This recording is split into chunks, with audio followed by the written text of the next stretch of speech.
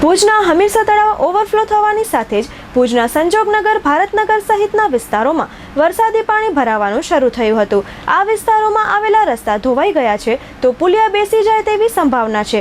ત્યારે નગરપાલિકા દ્વારા આ અંગે દુર્લક્ષતા સેવાઈ હોવાનું કોંગ્રેસના વિરોધ પક્ષના નેતા કાસમ સમાએ ચંચળ ન્યૂઝ સાથે વાત કરતા જણાવ્યું હતું।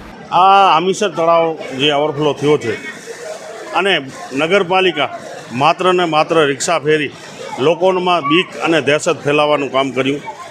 3 દિવસ સુધી કે આટલો આમ થવાનું છે ખરેખર પોતાની જે કામગીરીમાં નિષ્ફળ ગયા છે એ કામગીરી ન થાય બતાવવા પડે એના માટેના આ લોકોના પ્રયત્ન હતા। તમે જોઈ શકો છો કે આ પાણી અત્યારે જાય રોડ ઉપર, આજે આ રોડમાં ગાબડા પડી ગયા છે।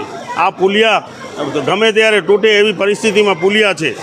અમે વારંવાર નગરપાલિકા કને રજૂઆતો કરી છે, ચીફ ઓફિસર કને રજૂઆતો કરી છે કે સાહેબ આ પુલિયા ગમે ત્યારે બેસી જાય અને પુલિયામાંથી પાણી નથી નીકળતું અને જાય રોડ ઉપરથી પાણી નીકળે છે, પણ એની કામગીરી ન કરી ત્યારે આજે લોકોના ઘરોમાં પાણી ભરાણા છે।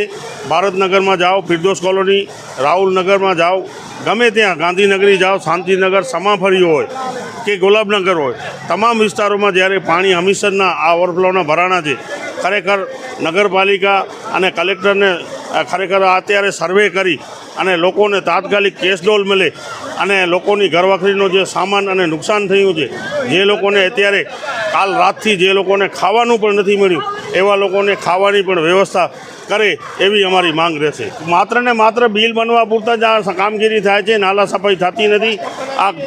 આ વરસાદ પહેલાં પણ તમે મીડિયા મારફતે મેં બતાવ્યો હતો કે આ નાલા સફાઈ થયેલી ન હતી, એના તમે પોતે રિપોર્ટ કર્યા હતા અને આ રિપોર્ટ તમે અત્યારે પણ તમારી કને કદાચ વિઝ્યુઅલ હશે તો પ્રજાને બતાવજો કે આ શું નાલા સફાઈના અને આ કેટલા ભ્રષ્ટાચારમાં લોલીપોપ બતાવી અને ભ્રષ્ટાચાર કરે છે એનો આ પૂરેપૂરો જીવતો જાગતો સબૂત છે। 2011માં જ્યારે હાલત થઈ અત્યારે પણ આનાથી પણ ખરાબ હાલત છે। ખરેખર 2011માં તો એક ઝાટકે જે વરસાદ ઉપર પડ્યું હતું, ભુજમાં એટલું વરસાદ નહોતું।